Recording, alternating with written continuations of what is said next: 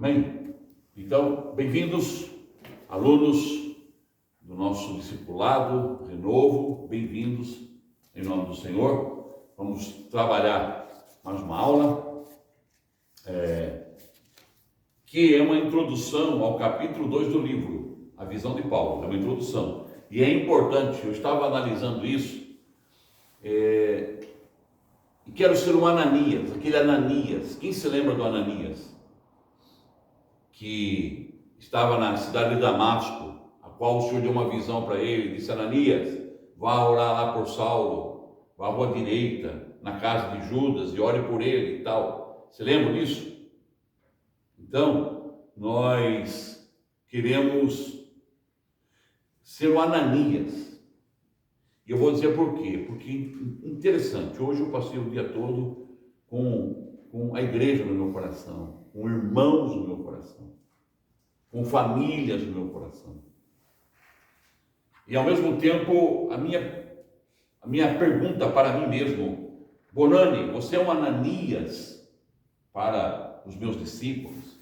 Aquele que impõe as mãos, aquele que ora, aquele que obedece, vai no lugar, vai ao lado, está ao lado da pessoa, como Ananias foi à rua direita, como Ananias foi à casa de Judas e se colocou ao lado, impôs as mãos sobre o irmão Saulo e orou por ele. E a vida de Saulo mudou. Sabe, amados, nós passamos por muitas adversidades.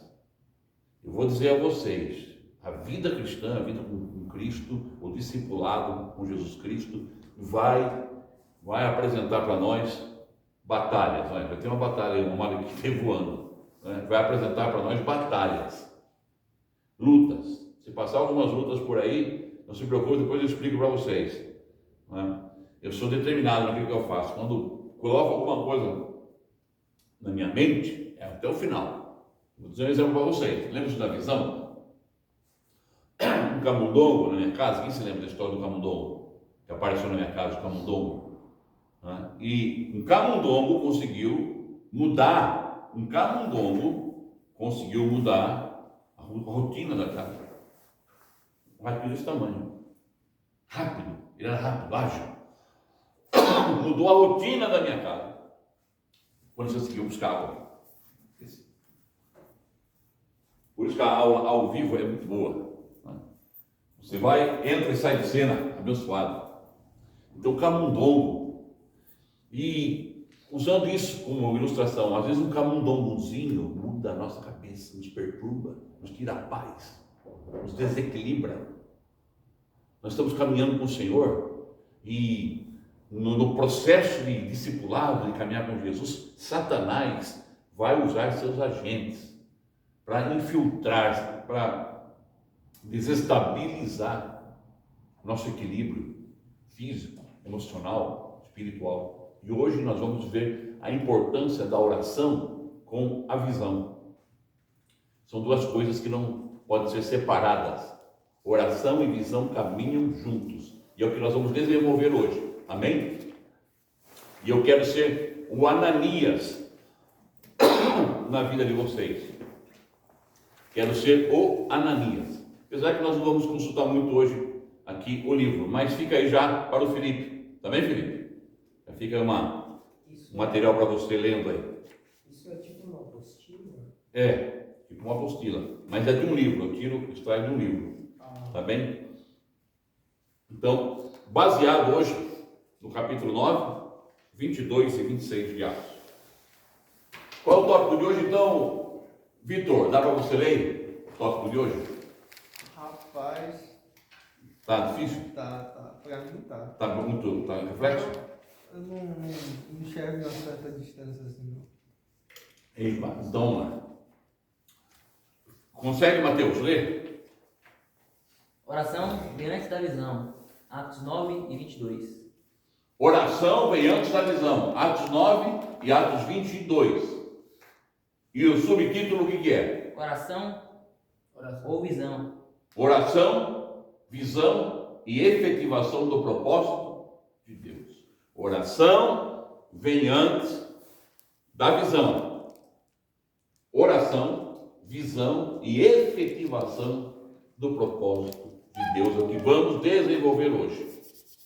Ok? Então, bem-vindos em nome do Senhor, bem-vindos alunos do CEPAM, bênçãos para vocês. Esse vídeo vai chegar até vocês, aos pastores, ao líder, que da CEPAM. Deus tenha abençoado aí no sul do Brasil, no norte do Brasil. Deus abençoe, e que abençoe o norte do Brasil, o sul do Brasil, Santo Ângelo, Ijuí, Santa Maria, Guarani das Missões, Passo Fundo, Catuípe, e vamos embora.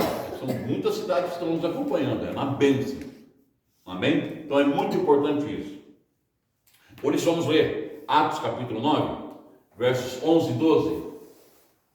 Atos capítulo 9, versículos 11 e 12. Para depois entrarmos para o segundo capítulo do livro, que é a visão de Paulo. Atos capítulo 9, versículos 11 e 12. Encontrou, Sara? Sim. Então leia para nós, Sara, por favor. E o Senhor disse-lhe: Levanta-te e vai à rua chamada direita, e pergunta na casa de Judas por alguém chamado Saulo, de Tarso, porque eis que ele está orando. E em uma visão ele viu que um homem chamado Ananias entrava e impunha sua mão sobre ele, para que ele pudesse receber sua visão. Amém. Olha a simultaneidade da ação de Deus. Olha como Deus é maravilhoso. Como eu posso ser um Ananias, posso ser um Saulo, e a simultaneidade da obra de Deus acontece. Deus fala com Ananias, dá uma visão para Ananias, ordena que ele vá até onde Saulo está. Deus já tinha mostrado para Saulo em visão o que iria acontecer, que Ananias viria até ele. Olha como Deus não deixa nada descoberto. Deus é um Deus que deixa as coisas muito... A visão de Deus é clara. Esse negócio, irmão, Deus me mostrou, mas parecia isso, parecia aquilo. Lembra-se daquele cego que Jesus curou? E que ele ungiu, e quando ele ordenou que o cego enxergasse, o Senhor Jesus disse: o que você vê? Aí eu vejo os homens como árvores. Não estava bem definido, a cura parecia que não estava completa. Jesus fez aquilo para mostrar a nós que a obra que ele faz é completa. E orando de novo, o homem viu perfeitamente. E agora eu vejo perfeitamente. Então a visão de Deus, ela é perfeita, límpida. Esse negócio, eu estou sentindo, eu estou vendo, parece que eu estou vendo, parece que eu estou sentindo, eu estou tremendo. Nada, calma. Um Rivotril, de vez em quando é bom, um Xanax. Tem que ter calma. A visão de Deus é muito clara, amados, é muito clara. Eu trabalho com Deus assim, porque Ele é preciso naquilo que Ele faz. Deus não é cego, Deus não é míope. Deus não tem catarata, Deus não tem glaucoma, e nós também não podemos ter, porque a visão que Ele nos dá é clara. Deu a visão para Ananias, deu a visão para Saulo. E é interessante, Emília, que na palavra que Deus dá para Ananias, Ele diz que ele ia encontrar Saulo orando. Saulo, antes de receber visão, estava orando. E quando ele orava, recebeu visão de que Ananias viria até ele. Até então, foi uma visão que veio antes da visão física. Isso é muito importante. Então, quando nós falamos de oração que vem antes da visão, agregado oração, visão e efetivação do propósito de Deus, ponto 1. O que diz aí, Mateus, no ponto 1 aí, do tópico? Oração sempre vem antes. Oração sempre vem antes. Orar. Ela vem antes da visão. Antes da visão, Paulo está em oração. E é interessante a questão. Por isso que eu orei muito por vocês hoje. Eu pedi ao Senhor: Senhor, eu sou um Ananias para com os meus irmãos. Senhor, me revela as necessidades deles, me ajuda. E veio muitas coisas no meu coração. E uma delas, amados, é isso. As situações em que Nós precisamos orar. Precisamos orar. Não há outra fórmula, não há outra forma. Orar. Interceder. Se estamos em guerra, em batalha, eu disse a vocês no início do discipulado que toda ação produz uma reação. Quando nós queremos servir ao Senhor, e servir em espírito e em verdade, com certeza nós estamos declarando guerra no mundo espiritual. Está acontecendo está desencadeando, amado, uma situação em que vai querer nos atingir, vai querer minar a nossa motivação, a nossa fé, os nossos propósitos, mas vamos permanecer firmes em oração. Ananias encontra o discípulo Saulo convertido e orando. Nós perdemos muito campo. Visão sem oração, eu desconfio. Visão sem oração é complicado. A visão sem oração pode ser emoção, pode ser até um sentimento, mas concretude real, não sei. Nós temos que pedir, Senhor, me dá visão. Mas antes, vem a oração. Então Paulo está orando. Aí vem no coração, Jesus orou, antes de escolher os discípulos, lá em Lucas. Jesus orou, está lá em Lucas. Capítulo 6, se minha memória não me trai, ou 7, mas vamos consultar. Lucas orou, ele intercedeu, Jesus orou pelos discípulos. Lucas revela isso antes de receber a visão de que os discípulos seriam escolhidos. Como é que Jesus escolheu os discípulos, Mateus? Através de visão.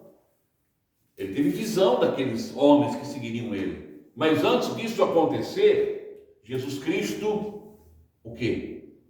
Orou. Oração. Eu, graças a Deus, na minha vida, falhei muitas vezes, mas também acertei. Acertei mais do que errei. Quando em situações eu me coloquei em oração desesperadoras, situações que eram cruciais para a minha vida, para a minha família, em relação aos meus filhos. Porque quando toca você é uma coisa, quando toca seu esposo, agora toca filhos. Quantas vezes nós temos situações, eu vim como missionário para cá, no início, os filhos pequenos, imagine, uma adaptação à minha vida, e depois circunstâncias que aconteciam.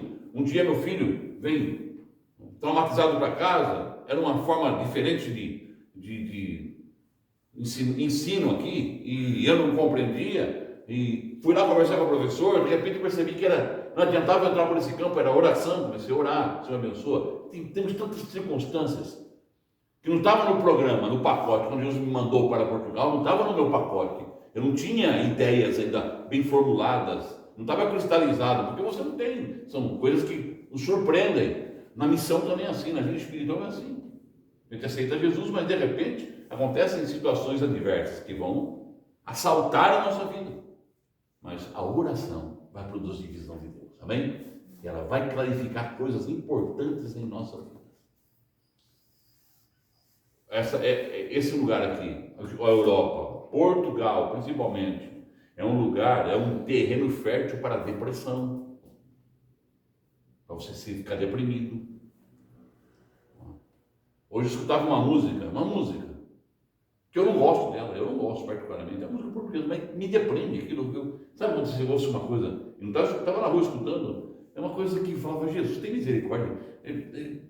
Mas é a cultura, eu não vou mudar isso, eu que tenho que mudar, fazer uma leitura, uma interpretação, uma filtragem, e a oração possibilita a minha conduta, a minha vida, no campo missionário, no trabalho, vocês aí, as mulheres e homens, no seu trabalho diário, no seu labor diário, é uma batalha. Vocês trabalham, quem trabalha em vai para uma casa, é um ambiente, vai em outra casa, é outro ambiente, uma pessoa, e você vai aprendendo a discernir as coisas. E a oração é muito importante. Jesus orou antes de escolher seus discípulos. É isso mesmo? Confirma aí, Lucas 6, 12 ao 16. Pode ler, esposa, por favor. Naquela ocasião, Jesus subiu um monte para orar e passou a noite orando a Deus. Quando amanheceu, chamou seus discípulos e escolheu 12 deles, e deu o nome de apóstolos a estes 12: Simão, em quem pôs o nome de Pedro, e o seu irmão André, Tiago e João, Filipe e Bartolomeu, Mateus e Tomé, Tiago, filho de Alfeu, Simão, o nacionalista, Judas, filho de Tiago, e Judas Iscariotes, que foi o traidor. Amém? Então, veja aí, está lista. E você vê que alguns nomes Jesus mudou, ou seja, a oração trouxe visão de ministério e pavimentou o caminho daqueles discípulos que nem imaginavam. Estavam pescando lá no seu dia a dia, Pedro, Tiago, João, Filipe, André, cada um tinha Mateus, que era um cobrador de impostos, enfim, cada um na sua função, na sua profissão, na sua família, e de repente uma visão, através de uma oração. Uma oração, Deus passou uma noite toda, diz aí o texto, a madrugada toda orando, por vezes precisamos gastar. Eu vou contar uma história. Aconteceu no início do meu ministério aqui em Portugal. A minha menina, a Karin, tinha 2 anos. Ela tinha completado 3 anos. E nós já estávamos quase 2 anos aqui. E aí apareceu a oportunidade, a missão, naquela época, tinha uma agenda para nós no Brasil. Então marcamos a data e tal, e nós íamos para o Brasil, que era a expectativa de ver a família. Também eu tinha uma agenda missionária no Brasil, igrejas que eu ia pregar. E um dia antes de nós viajarmos, a minha menina cai doente. Mas doente mesmo. Começou com uma febre, e diarreia, e vômito, e dor aqui na coluna e tal, e febre, e não passava. Levamos aqui no Hospital São João, e quando chegou no Hospital São João, aí, diagnóstico de meningite. Sua filha não pode sair daqui. Por quê? Está com meningite. Agora você imagina, hein? Você todo programado, não é questão do programa, você vai tudo pro quarto, você nem se preocupa com isso. Você agora está preocupado com uma outra situação. Uma filha que tem diagnóstico de meningite. O que fazer? Naquela hora, sabe o que? Como eu falei, quando toca em você uma doença, você suporta, enfrenta. Se for para a vida, amém. Se for para a morte, amém. Você está resolvido com Jesus. Agora um filho novo, uma criança, e ainda fora da família, eu sozinho. Tinha irmãos aqui na igreja, mas vocês percebam que não havia aquela ligação familiar. E o desespero começou a querer tomar conta do meu coração. E eu me lembro no corredor do hospital, minha esposa lá com a menina, eu tive a luz do Senhor. Ele disse: Sandra, fica com a criança aqui. Eu vou para casa orar. E só volto a hora que ela estiver curada. Foi essa palavra. Fique aqui, eu vou para casa orar e só volto para buscar ela curada. Fiquei uma noite inteira orando. 6 horas da tarde comecei a orar. Quando era 6 da manhã, o Espírito Santo falou: pode parar de orar e pode ir no hospital, que ela já está te esperando. Não tinha telefone naquela época, nada, não tinha celular, nada, amado. Era uma batalha. E eu saio da minha casa e vou para o hospital São João. Ela já estava prontinha, com a malinha feita, porque a minha esposa já sabia, tinha recebido uma mensagem de Deus que eu iria buscar. Ela estava curada, em nome do Senhor. Perdemos a viagem para o Brasil. Mas ganhamos a filha. Muito bem, é isso. Viagem foi 2 dias depois, ou 3 dias. Mas graças a Deus. Oração. Vinha antes da visão. Então, se há alguma causa, você que está nos assistindo aí, que está lutando e às vezes perdura, a gente não sabe. Ora, e Deus vai abrir a visão. Deus vai dar a vitória. Deus vai dar a solução. Confia nele. Eu digo a você, eu quero ser uma Ananias hoje, que está falando aquilo que o Senhor está enviando. Confia. Ele sabe o nome da sua rua, ele sabe onde você mora, ele sabe o que você está fazendo, ele sabe o que você está orando, ele sabe o que você está necessitado. Ele vai responder em nome de Jesus. Amém? Por quê? Porque a oração é o pavimento da visão. É o caminho, é a rua, é a estrada. A oração pavimenta a visão. Então que Deus nos abençoe. Amém? Então Paulo começa orando. Paulo começa o seu ministério, a sua vida com Deus, orando. Amém? Agora vamos, segundo tópico aí. Emília, dá para ler aí, Emília? Ponto 2. Visão celestial, aspecto interior. Visão celestial, aspecto interior. Hoje eu não quero ser bem sucinto, hoje não vamos gastar muito tempo não, vamos ser muito objetivos. Visão celestial, aspecto interior. Aqui nós já vimos que Paulo estava orando e depois de orar ele teve uma visão. Nessa visão, ele ainda estava cego, fisicamente ele estava o quê? Cego. Mas teve uma visão. Ele ainda estava cego, ele ficou 3 dias cego. Ele ficou doente, cego. Eu não sei se na cabeça dele ele já tinha dado conta que pensaria, tinha já deduzido que ele ficaria cego para o resto da vida. O certo é que na sua cegueira física ele tem uma visão quando está orando, visão celestial. Aí revela que Paulo recebe acima de tudo o seu aspecto interior. A visão celestial, ela provoca algo dentro de nós, ela tem que vir de dentro. Ele tem o seu aspecto interior, ou seja, Deus, quando trabalha em nós, a primeira coisa que ele abre é a visão acerca das coisas dele. Foi o que aconteceu comigo. Na nossa conversão, quando nós nos convertemos, não é a emoção que acontece conosco, é uma visão que abre. Deus abre, não foi assim? Poxa, recebe uma nova consciência. Eu era pecador, não tinha conhecimento disso, não tinha consciência. Hoje, você sente o peso do pecado, o peso da rebelião, você sente a necessidade de abraçar um Deus maravilhoso, você sente o desejo de caminhar com Jesus Cristo. Naquele momento abre-se a visão e você vê o caminho. Eu sou o caminho, a verdade e a vida. A visão amplia. E Paulo recebe uma visão interior. A oração de Paulo estimula a visão interior. Notar que Paulo tem uma visão quando ele está orando. Amém? Na visão 2.3 aqui, Miriam, o que acontece na visão? A vida interior é estimulada. Na oração, a vida interior é estimulada. A visão interior prevalece, amado. Preste bem atenção, ore ao Senhor, ore a Deus. E qualquer assunto que haja em sua vida, o mais simples ou o mais complexo, ore.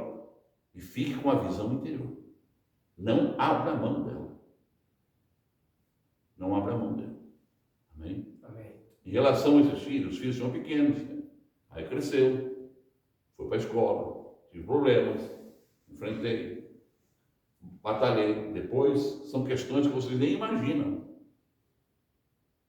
Me lembro de uma época que eu carregava a foto dos meus filhos na gaveta da minha secretária, da minha escrivaninha. Todo dia de manhã, no porto aqui, eu orava. Senhor, situações negativas que eles estavam vivendo, eu falava, não aceito, porque a visão interior prevalece. A visão que eu tive prevalece. Não vou abrir mão. Vinham notícias, situações reais, evidências reais. Mas eu sabia que aquele que começou a boa obra era poderoso para aperfeiçoá-la. E ele trabalha assim, em todos os aspectos da nossa vida. Amém? Orar.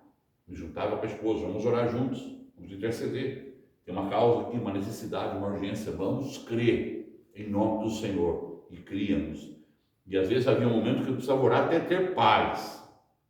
Há dias que a gente tinha vontade de sair da luta, mas orava e dizia, Senhor, eu quero ter paz porque eu preciso, demanda da minha vida, tenho o meu trabalho, tenho irmãos, tenho igreja para auxiliar, e eu vou em nome do Senhor. E graças a Deus, o Senhor é bom.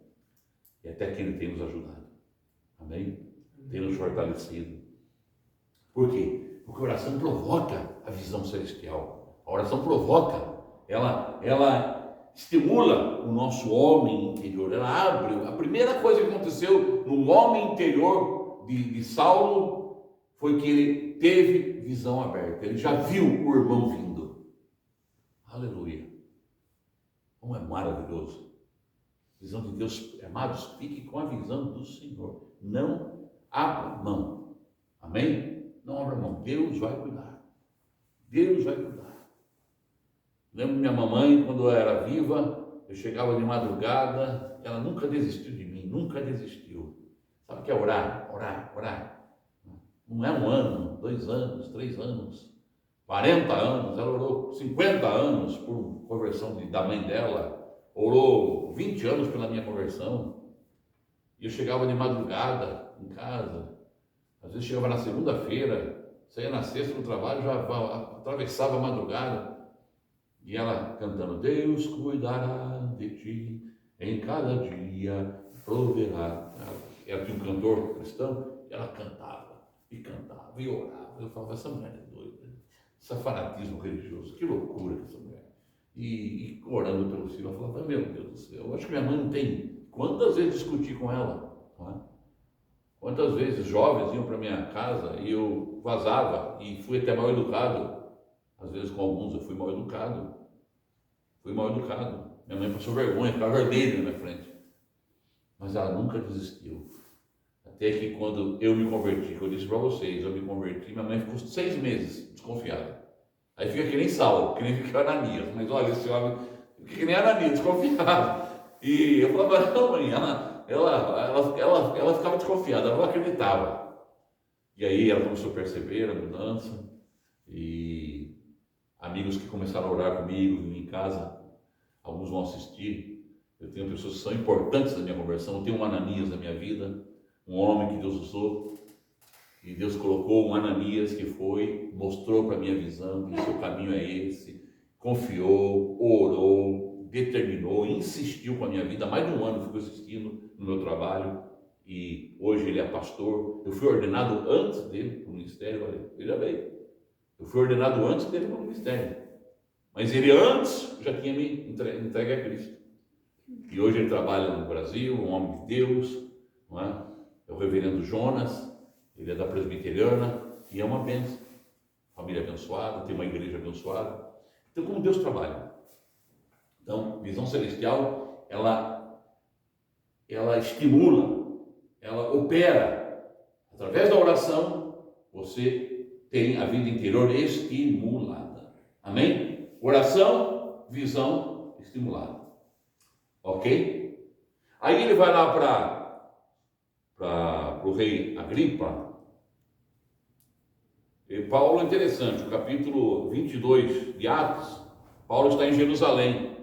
Ele vai até Jerusalém, e lá as pessoas querem matar ele, e ele se levanta e começa a contar o testemunho dele, começa a falar da visão dele e de que Deus tinha transformado, e isso leva a uma rebelião, e as pessoas prendem Paulo, e Paulo aí declara-se cidadão romano e pede uma audição. Ele pede para se apresentar para César.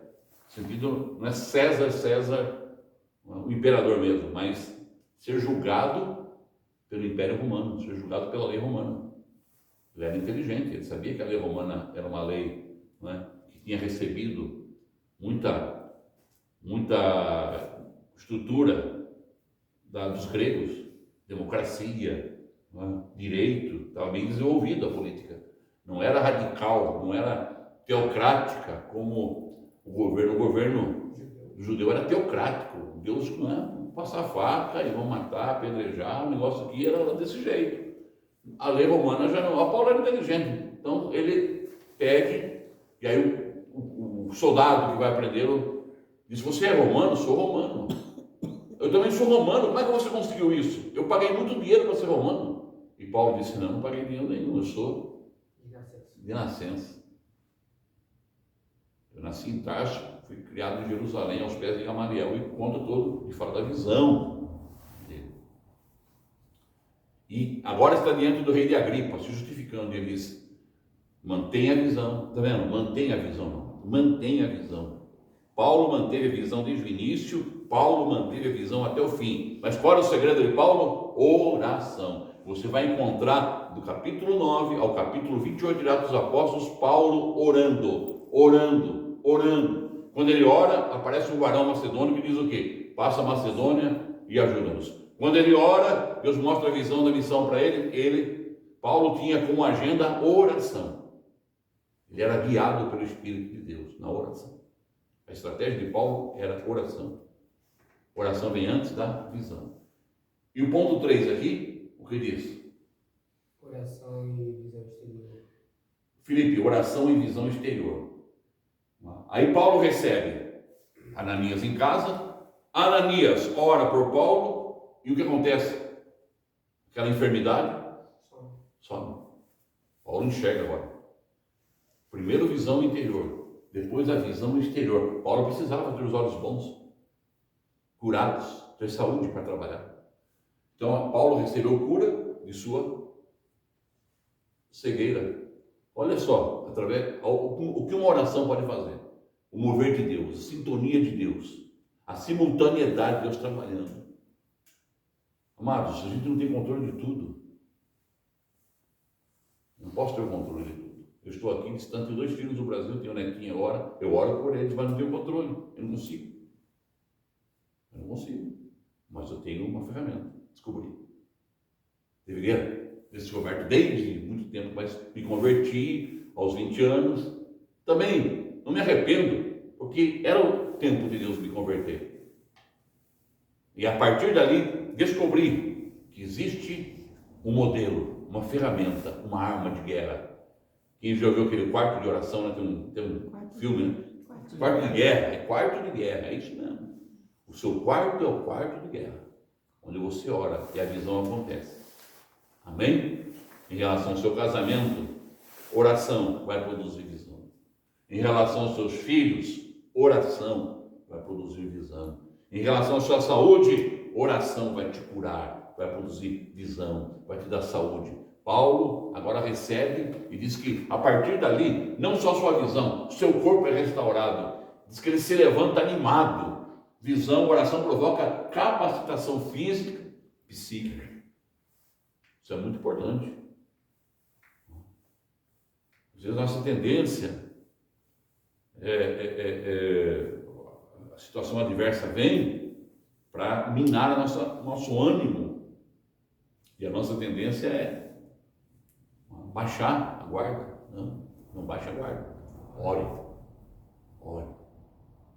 E peça, Senhor, mostra, me dá a tua visão. Mas olhe só o Senhor, ninguém pode ter essa visão por você. Ninguém. É só você e Deus. Só você e Deus. Na minha experiência, eu, graças a Deus, recebi muitas palavras abençoadas. Eu recebi muita bênção de Deus.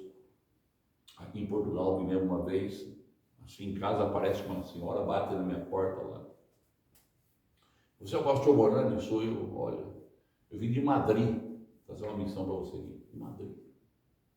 Deus me tocou e falou que era você. E eu não sei como ela me conheceu e tal. E Deus falou com ela, ela veio orar por mim. E a partir de lá comecei um trabalho e batizei gente em Madrid. Você vê como que é? As coisas de Deus. Felipe. E isso aconteceu quando você ainda estava no Brasil? Aqui. Ah, tá. Aqui. Eu já estava aqui. Aconteceu, eu morava aqui no Castelo da Maia. E aí nós fomos até Espanha. Meu irmão veio aqui, a minha cunhada, naquela época, eles estavam casando e vieram passar a lua de mel aqui. E eles testemunharam comigo lá em Espanha. Nós fomos batizar pessoas lá, vidas novas. E tudo, você vê, através da conexão, da oração. Deus é tremendo. E não só no Brasil, não só aqui em Portugal, no Brasil, enfim, onde você está, a visão e oração não tem geografia, amados. O pavimento da oração, a geografia da visão é a oração daqui. A oração é o pavimento da visão, não tem geografia. A geografia é teu espírito, ora, intercede em nome do Senhor. Nós estamos vivendo um tempo difícil, de valores distorcidos, de uma sociedade corrompida, uma sociedade aberta, uma sociedade, até pós-moderna, uma coisa que já é mais do que pós-moderna, uma sociedade da inteligência artificial, onde não fica assustado, daqui a uns anos, 10 anos talvez nem isso, vão ter seres híbridos aí caminhando. Sabe o que é ser híbrido? Meio humano, meu ciborgue, meu mecânico, com consciência, com inteligência, caminhando aí entre nós. A Bíblia fala isso, o Apocalipse fala. Você lê em Apocalipse e vê os seres híbridos. Você vê em Ezequiel rotas que giram dentro de rodas, o Espírito está nas rodas. Deus controla tudo. O Espírito está em tudo, até naquilo que parece mecânico, até naquilo que parece que foge do nosso controle. O Espírito de Deus controla tudo. A tecnologia está na mão dele. A inteligência artificial está na mão dele. Tudo está na mão dele, nada foge ao seu controle. Amém? Ele é o poderoso. Salmo 90 diz assim: tu reduzes o homem ao pó e diz de novo: volta, filho do homem.